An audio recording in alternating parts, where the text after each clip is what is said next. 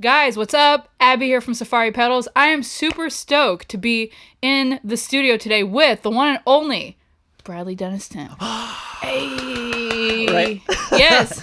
I gotta be my own audience, be my own crowd. Absolutely. Hi, dude. Gotta hype yourself up. Yeah, you gotta throw the crowd noise on there. You know what I'm saying? Just to like blow this up a little bit more. For sure. We'll add in the edit for sure. But thank you so much for having me in your space world. Appreciate it. Yeah, it's kind of fun, right? Because you're like in my space, but then like I'm on your podcast. Do you see what we did? It's like a real merging of forces here. I love it. Super dope. Absolutely. It's good to see you. Good to see you. NAM, everybody at NAM. So like that's been really fun. I got to connect with a lot of people. For some reason, I didn't know there were like booths, like for pro audio all over the place. Like I thought it was just the downstairs, Oh. So I went for 2 days and I just went downstairs and I was like, where is everybody? And you didn't see like that there was a whole like... I had no clue. Like I literally was like, wait, there's an upstairs? And they're like, yeah, there's like upstairs. And there's like, I was like, where's Sound Toys? Where's like everybody? Where are all these places? I'm like, where's Safari Pedals? Everyone was missing. I didn't even stop by your booth. And then like Gnome like ran into me while I was going in. Like he was outside by the stage and I was like, oh, what's up, dude? It's like we were here. No, but what was interesting about this year and what also tripped me out is that last year the upstairs was a lot of like the live dudes and like not really plugin companies. So like I saw some of the dudes from Waves and then I couldn't find their booths and I'm like, where the hell is Waves?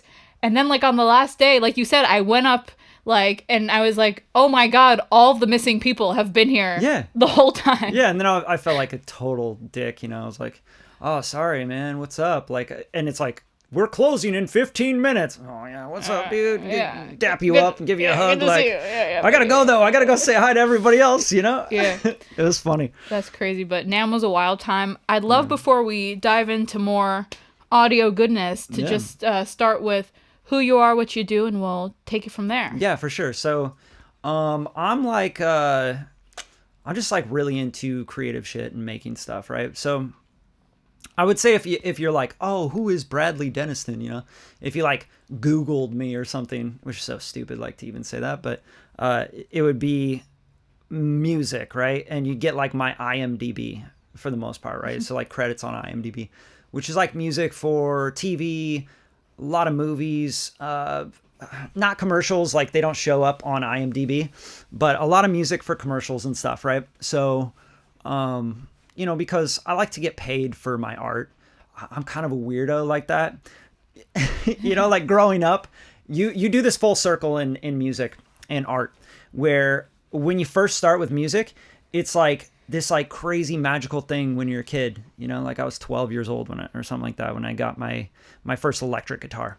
And then it's like, oh dude, this is so magical and like, holy shit, like look at what you can do with this, And then you're like, oh man, and you turn like 16 and you're like, oh, you think girls might like me if like I write cool songs and like start a band, Yeah. You know what I'm saying? And then you're like, oh yeah, that's sick because music's fun and like girls think it's cool and like you can write love songs and shit. Yeah. So then you go through that and then you're like 18 and you're like all angsty because you broke up with your girlfriend. You know what I mean? So then you're like, oh, let's make some post-hardcore music and start a band. And that was kind of my journey, just like making music and doing it for all the right and wrong reasons along the way.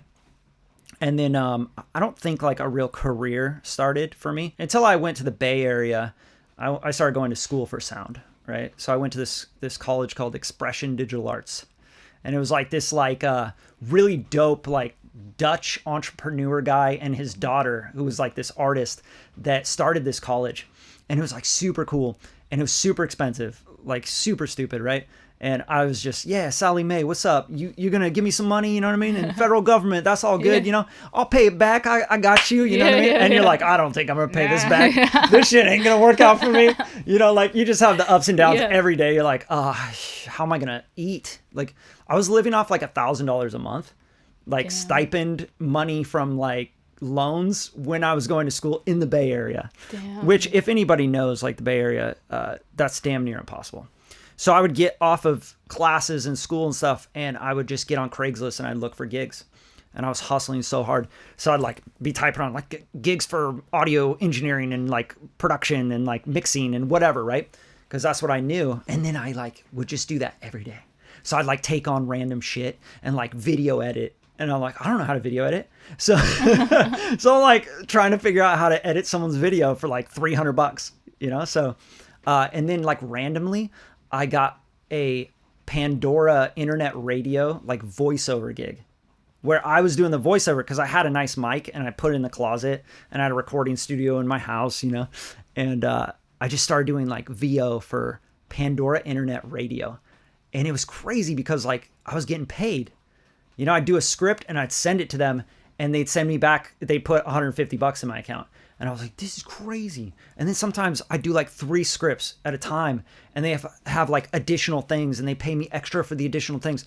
I was like, holy shit, I'm making money like doing voiceovers, like, you know, come out to Columbia University College, you know, it's like where all the cool things are, you know, it's like these internet ads. And I was like, dude, this is wild. Like, I'm getting paid to do this. I signed like all these contracts with them for like 7 years. I did VO on the side while I was like mixing and producing and making records and all that stuff. And then I came down to LA, and that's kind of where I started working with Mark Mothersbaugh, who's like the lead singer of Devo, that 80s, you know, whip it good. Yeah. You know? And he's just like creative genius, right? He's a fucking freak. But yeah, like he taught me so much. I don't think he tried to teach me anything, but I think he was more like, yeah, you work with me. And like, I got an internship with him, like unpaid for like a month. And I was like, to my last dollar, dude, like, I was like, this is not going to work. So I remember going into Sam Ash and being like, can I get a sales job? You know, like I'm like applying for a sales job. Cause I'm like, I don't know. I have like $500 in my account. And I like pulled all my 401k savings and everything. Wow. To like make it a month in LA. It's expensive, you know? Yeah. And then I get this call that I got the sales job at the same time that I got hired to work with Mark. So then I became Mark's like engineer and then his head engineer and then like, you know, worked on all these projects and produced and co-produced and, you know, wrote stuff and, you know, worked on the Lego movie and 22 Jump Street and Thor Ragnarok and Cloudy with a Chance of Meatballs 2 and, you know, just doing all this crazy shit. And then like Lexus commercials and Dodge commercials and just music for all sorts of TV shows and cartoons and, you know, The Regular Show and like all these different things. Like I was like, oh, this is a different world I didn't know existed, that you can like compose and score music for all this stuff and make music for commercials and like they pay you a lot of money for it. And I was like, this is wild. And that's kind of just how it all started for me, like really as an industry, you know? And then now I'm just like doing my thing, you know, I'm making my records. I'm working with independent artists. I'm working with major label artists. I'm working, you know, on content, you know, like we're shooting content and shit. Yeah. And I'm working just on whatever I feel like is fun and creative and interesting to me. And trying really hard to just pay rent and also do what I want to do and not like have to take on projects I don't want to take on, you know? Got you. And dude, like what a journey through, first of all. That was I'm sorry. That was like the long version, you know? Dude, I love that. No, but it goes to show because you're doing your thing now and you have your following, it's like so fascinating because you often don't get like a person's backstory and like how much someone has to go through to get to like where you have the ability to do your thing, that it's not like, oh, like you just like woke up one day and like were able to just like choose what projects to take on, that you had like a certain way through. That's awesome. Yeah, you know what's funny? Like, good point, right? So like, I think people, they see you like making content, they see you on their Instagram scroll or something, right? Or their YouTube, and they're like, who's this dickhead? Yeah. You know? And you're like, oh man, I don't even want to get into it, right? But it's been 27 plus years for me, you know, making music. Like 16 years doing it professionally, you know, really like working my ass off and giving up a lot. Like when I was going to school for music, it wasn't even music, it was sound. I got my degree in sound arts, right? So like getting out of college with $100,000 in debt and being like, I got a degree in sound arts. What's up? You know, like, who's hiring? You know what I mean? And they're like, we don't care about your degree at all. And you're like, what? Dude, why did I do that? You know what I mean? But yeah, they don't like people don't really see the journey. They just see you on like a post talking about like compression settings. And they're like, who's this idiot? Yeah. You know, you suck, dude. Set the fast attack and the, you know, slower the release. And I'm like, all right, well, you know, all I'm trying to do is help. I'm just trying to make content for people that like I feel like I would want to see when I was in my first 5 years, 10 years of, you know, doing this stuff. Because it's not easy. It changes all the time. Technology's crazy, right? The speed of learning, like you have to really like, you got to get skilled up. You can't come into a session and expect to get paid if you don't have any skills. And a lot of people right now, they're like, oh no, you're just like making internet content. And you're like, I wish you knew, man. Like I went through like pretty much a divorce when I was going to school for sound, you know, like I was like engaged to be married. Thank God that didn't work out. You know what I'm saying? But at the end of the day, it was like, that was a really, really hard time for me. I was 25 years old, going through all this stuff and taking out debt, like massive amounts of debt that again, I was getting $1,000 a month to live off stipend wise. There was borrowed money. Yeah. There was like 14% interest on the payback. Shit, you feel me? Yeah. So yeah, when people think like, oh yeah, who's this idiot, you know, and who's this person making content? It's like, I don't know, man. People just don't want to look at the backstory. They don't care. They just want to, you know, see what you're doing and then be like, who's this idiot? And if they don't know you from like a Rihanna record or something, then they're just like, oh, you don't know shit. And you're like, dude, but that's not what I want to do. I don't want to work on Rihanna records. Like, that's not why I got into music. I have friends that were all about that, right? And you guys probably interviewed a lot of people that do that stuff. You know, like big engineers, like mixing engineers, like Leslie and stuff, right? Where they like, dude, work on Drake records and stuff. I never wanted to do that. I was never like, dude, I can't wait to work on a Drake record. Yeah. I didn't want to do it. I've always been a fan of music, but I'm more of a fan of like creating what I want to create. So if I work on something with an artist, it's like, do you want to make the stuff that I want to make too? Like, can we work on something together? And if that's not happening, then I don't want to do it. I don't care what the paycheck's like, you know, or the accolades. Like the accolades just happen. Like if the accolades happen, they happen, whatever. But they're really not that important to me. It's more important to me to like be happy day to day. You know, like I wake up and I get to do something I want to do. And I don't have to be like, oh, I have to work on this project. I don't want to even open up the session. This is going to be terrible. And I got to do it for 20 hours. Like, no, just get a job if you want to do that. Yeah. You know, work a job that you don't like, because that's kind of the same thing to me. So I didn't get into music to like work on stuff I didn't want to work on, you know? Yeah. I love how how it also goes back to kind of like your approach of like doing things you actually believe in, because like I feel like people can hear when you're like faking it. Like people like, especially on the internet, like especially like more recently than you like getting into the content sphere and kind of seeing what the internet typers are all about. People can like smell like things from a mile away. So I love how it's like all about being genuine, and then you just do better work, and then everyone's that's true right there. Like you know, I didn't start like making money from music until I really started like doing shit that I thought was really cool, you know? Even like the first songs that got into big like commercials for me, right?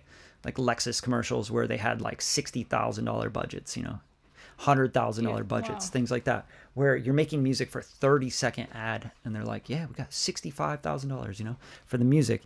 And, you know, you're like, oh, I should make what they want to hear or whatever. That usually didn't work for me. I don't know, it might work for some people. That's cool, you know, good job, you know. But for me, it's like, I'm just going to make something that I think is really dope, right? And I like this commercial because like that car's dope, you know, and they shot this really cool. And like, I think Team One was like the ad agency back when I was working on those Lexus commercials. And I did like 3 or 4 of them, you know. And I just did shit that I thought was cool. Like, I'm going to make a record that I think is really dope, like distorted bass and fucking, you know, these like EDM drums, and like I'm going to scream on it and stuff. And like, oh, they love it? What? That's sick, you know? I loved making it, you know? And that's different than, what do you want me to do? Yeah, we want you to like, you know, slap your knees and like whistle and like do a ukulele thing. And I'm like, I don't do that, you know? So I tried that. Like I was like, yeah, whatever you guys need. And I do those kind of things, but they never landed. They never like hit.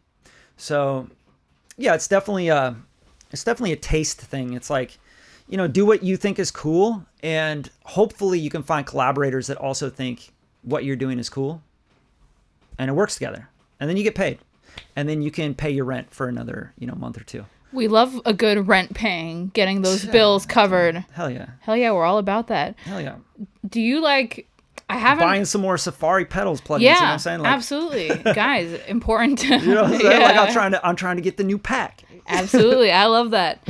How was that for you, like, working on, because like I have interviewed a lot of people that have worked more on like records and songs, and I have chatted with a few who are in like the ad and film space, but not too many. Like, did you enjoy having to pair the audio with something visual, or was it kind of like, this is fun, but like wish it was not having to be timed? Yeah, so that's a good question, right?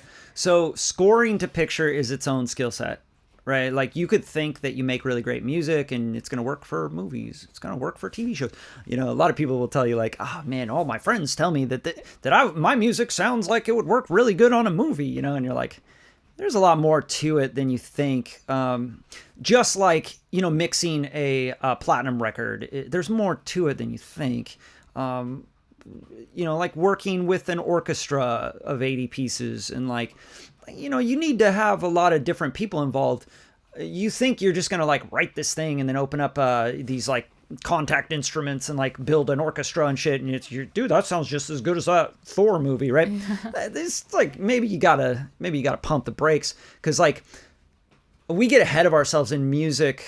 I think like scoring to picture is, to me, that's like spot composing, right? Like you have to learn how to time things out, count bars, count tempo, but also like read the temp music and understand what the temp music is doing in the picture, the show, the cartoon, whatever, and be able to kind of make something that's similar but not at all the same, because there's musicologists and you'll get sued and it's on you, you know, and you have to have like E&O insurance and shit, which is like insurance for like, hey, you got sued because you copied this music too close, right? People don't think about that kind of stuff.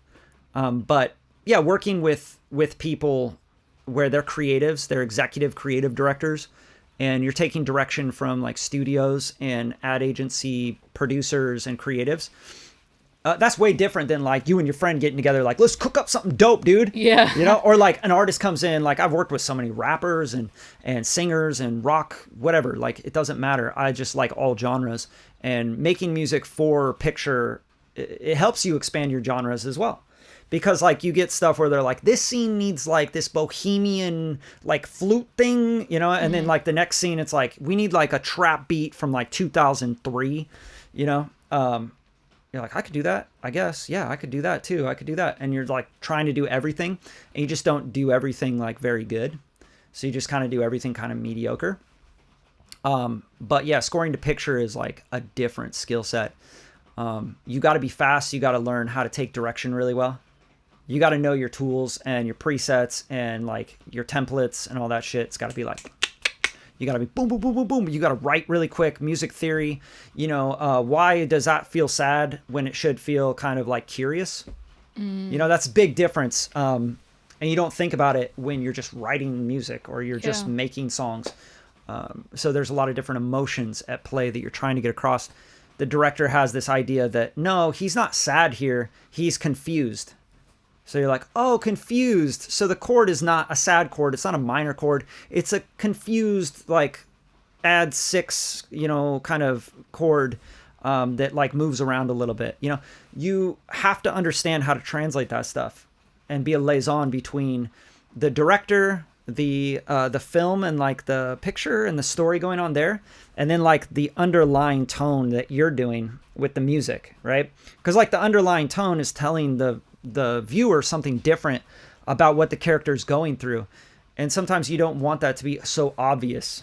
Good example, when I was working on the Lego movie, there was this Emmett is like the lead character in the movie, and it just reminded me of that. But Mark was working on this cue where it was like the reveal where Emmett is like talking to the bad guy, right? The Will Ferrell, right? And like they're having that moment of like, you know, I don't hate you, I don't understand you, and you don't understand me, sort of thing. And they went through like, I remember like 13, 17 different versions of that. And because it was like, this part, no, we don't want him to like be sad. We don't want him to be confused, but we want him to be like desperate, but not like too desperate. But then like, yeah, you know, and Mark's like, well, what about this? You know, and like writing all these pieces. So yeah, it's a play. It's a gameplay, you know. That's so fascinating.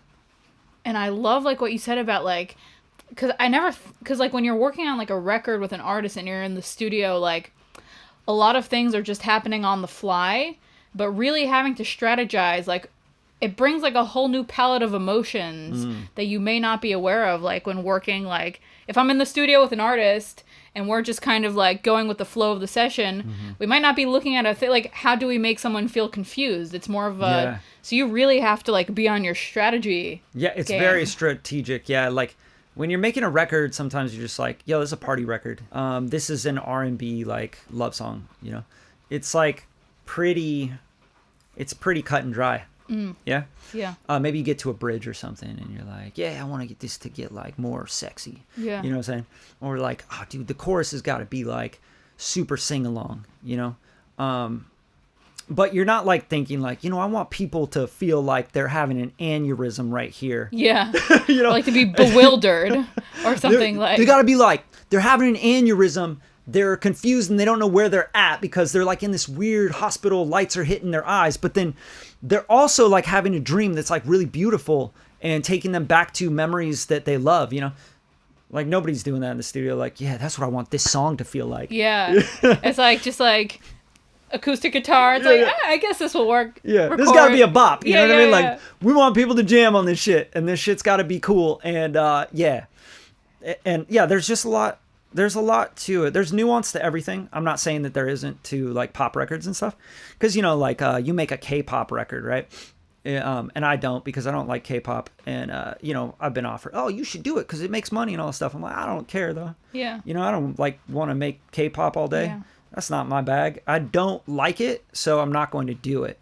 But, you know, I'll make like indie records all day. I'll make like indie soul and like funk and like, you know, I'll make poppy like fun shit because I like catchy stuff. Yeah, I'm going to do it how I want to do it, you know? And yeah, that closes the doors for me on a lot of things. But also it kind of like keeps you, keeps the people that really fuck with you really fucking with you, you know? And I think that that's more important to me than like me being someone else or being able to like be this like, you know, transform into anything, you know? Yeah. Like, and just do it okay. And you know what I mean? Not 100% like. It's like, oh, that's a watered down version of K-pop that like some white guy in LA made, you know, that has never been to Korea. Like, I hear you. Yeah. I love like the genuineness, and I'd also love to dive in like to your whole like content side of things. Like, oh yeah, the content's crazy, right? Yeah, like how was that for you? Like getting into content and like building a following. Like, how did that process feel for you? And like, kind of, where do you see yourself like going in the future with everything you do? Because you got the content, you got your own music, you're an awesome artist in your own right. Like, how's this all? Oh, thank you. That's an interesting thing because like I just fell into the content stuff. But like I was saying before, like when I was going to school for music and sound and stuff, I wasn't expecting to do voiceover for Pandora, right? Like I've always just wanted to create. So I don't care if it's like painting or it's making content, shooting video, telling stories, making music, making beats, writing songs that are acoustic songs. Like, I don't care what it is. I would just want to create stuff, right? And I think that's a need that I have. I'm not special in that way. I don't think that I'm unique at all. So I think a lot of people like to create and they want to create. And then they want to put the thing out there, the creation out there, and they want it to be heard, seen, felt, whatever, right? And like, I don't think that sales is a 4-letter word, right? Like, I don't care. Like, I want to sell stuff. I like marketing. I think it's interesting. It's a unique thing on the human condition, right? Humans are weird. We're fucked up. We need help. with like buying stuff and like purchase decisions and like figuring out like what to do with our time and our energy and our money and stuff, right? Like I need people influencing me to do that stuff. I want to be influenced by the people that already have done it and have like a proven track record. And so like there's always that weird conflict in your brain where you're like, oh man, should I be like selling people on this stuff or like marketing people? And I'm like, yeah. But like other, you know, I've had so many plugin companies and like audio gear companies and stuff reach out to me. And then, you know, you get like the Temu companies hitting you up and stuff. And you're like, you just don't respond because like for me, I'm like, okay, let me hear it first, right? Yeah. Let me check it out.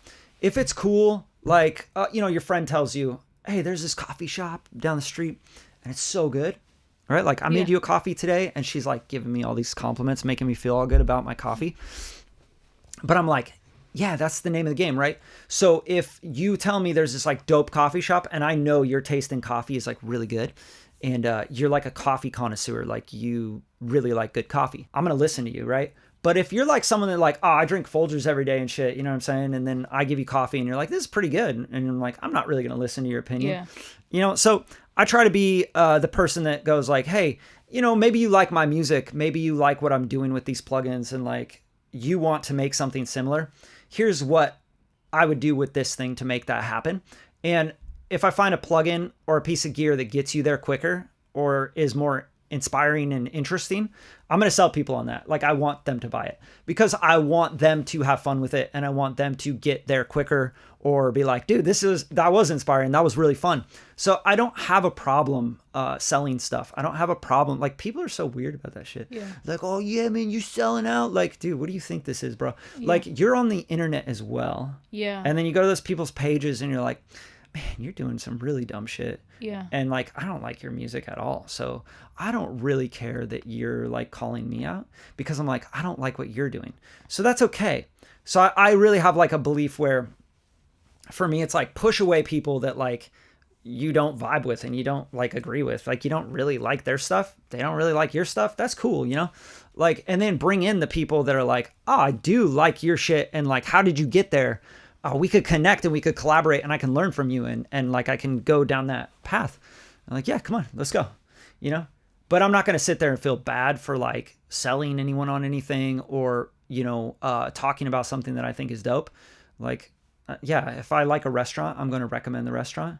I'm the guy that's like, man, this restaurant, you got to go to this restaurant. It is like you walk in and you just like, you feel like you just walked into grandma's kitchen, you know, and she's got biscuits going and like the honey butter. And oh man, it feels like a warm hug from your grandma. And I want you to experience that as well, you know, like, cause it's so fucking good. And like, take your mom there, dude. Like she'll love it. And then they go there and they get that experience. And then they're like, oh my God, you were right. That was amazing, you know? And I'm like, yes, I like that. Because I like to bring people joy. And that's why I think I like creating, you know, because it's like you put a song out there, it's like communicating to people. Yeah. It's like, hey, do you like to have fun too? And they're like, yeah. I'm like, dude, check it out. And they're like, oh, dude, I did have fun with that. That was sick. Right on. Yeah. And so that's just always kind of been my vibe. So to sum up everything we spoke about, I love to always ask our amazing guests to either drop, it can be a piece of advice or just any general things you want to drop to the Safari Pedals world. So do you have anything to say to the peoples? Yeah, I would say, God, that's hard, man. You putting me on the spot like that. Yeah, no pressure, of course. Maybe some pressure, maybe a little bit. Now, my biggest piece of advice that I think is like really, you know, something that I wish someone would have told me over and over again when I was chasing this like whole idea that I can make music and also pay bills and also like get married and like live in a house and like build studios and like, you know, meet incredible people that are also creative, doing fun shit in a city that I love and all that stuff, and be able to afford it all. I wish someone would have said to me like, hey, just hold on, just hang on for another month, you know, like just try to get by for another month. Like, it's sometimes not not as like dire as you think it is, like where you're like, I'm not famous and like rich and have like a Grammy, you know, and nobody knows my music, you know, and it's been years, you know, like sometimes it's like, are you making $3,000 a month doing music? Because like if you are, that means you could probably make like $6,000 a month. You could probably double it. You know, you just got to hold on for another month. And if you can get by another month making music, being creative, and like sucking it up, you know, you don't need to chase all this other shit that everybody acts like is important. Like you don't need a nice car. I just bought a car like 2 months ago. You know, I didn't even have a car before that for years. Wow. I'm 41, you know? Yeah. So like, oh, you need a car so bad. I need to be driving this nice car that cost me $600 a month, $800 a month. Yeah. And it's like, but you can't like pay to get your shit mixed or like buy a new plugin or like upgrade your computer or like put more money towards Facebook ads for your new song, you know, or shoot a music video or go to the peer space and like do a shoot with someone that charges you like $200 for a 4-hour shoot, you know, like you can't do some cool shit and put money towards that, but you can put $800 a month towards a car, or you can, you know, buy a cell phone that you have on rent that costs like $1,600 that's in your pocket that you pay like $200 a month for. Like, come on, that's bullshit, right? So just try to get by another month. And if you really want to do something like this, it's gonna take the sacrifice. If you're not gonna sacrifice, then you probably won't get there. So you just kind of slowly stop doing this, right? Yeah. But if you are willing to put the sacrifice in and say, hey, I'm going to be up late. I'm going to be up early. I'm going to not be able to go out with my friends as much. I'm not going to be able to buy those things that like, you know, the expensive food that I want to buy right now and like feel this certain way. You can hold on for one more month and get by and release another record and connect with some new people. That's the name of the game. Just try to hold on for another month. Yeah. Yeah. I love that. That was actually like the first time that this like perspective on kind of like your lifestyle was like said in like the Safari podcast world. So like, I absolutely love that answer. And like, and it kind of, and it's interesting because like the whole point, if you want to be in music, is to do the music. Yeah. Like that's the point. Yeah. So like, it's a blessing. Yeah. It's like, you know, when you're 16 years old in the States, at least, you're like, dude, I'm going to get my license, like a license to drive a car. Yeah. Right. And you like get a car, you know, going back to getting a car, right? Like, or you're driving your parents' car, whatever. But you have like this freedom. You're like, dude, I got a license. I got a car. I got a job, you know? Yeah. And you're like, dude, I can just go drive my car. Yeah. I'm going to go meet up with some friends and like, we're just going to go to the river. We're going to do some shit. And you like have this freedom all of a sudden. And it's like actually this like huge deal. Yeah. Right? Like, whoa, dude. And we're like, you think you look so cool in that car. You're like driving, you got your arm on the thing, you're like driving your 91 Prelude. Yeah, it's like kind of like, or like the one like of the tail lights is kind of like slightly flickering. Yeah. You know, you paid $2,500 for it and you're like, this is my car though, right? And everyone's looking at me. You know, like everyone's looking at you and you got your music going and shit and you're like driving, like going to the beach, you know what I'm saying? You got to have that kind of feeling with your music. Like it is a privilege to be able to make art and create and have the free time and have a computer that's powerful enough to run a bunch of plugins that only cost, you know, a couple $100 for a whole studio worth of stuff. It's a privilege. It is not something that everyone should just have. It's not a commodity. It is something that you should feel very privileged to be able to do. Create and make stuff with what we have, the technology and the things you have at your fingertips right now. Because God knows if I grew up with this kind of technology and the prices of it all, man, I would be I'd be in a different world, I think. Yeah. But I love that, and thank you so much for dropping so many gems and insights. I think that this podcast episode will be impactful. Very much. I hope so. I hope someone gets something out of it.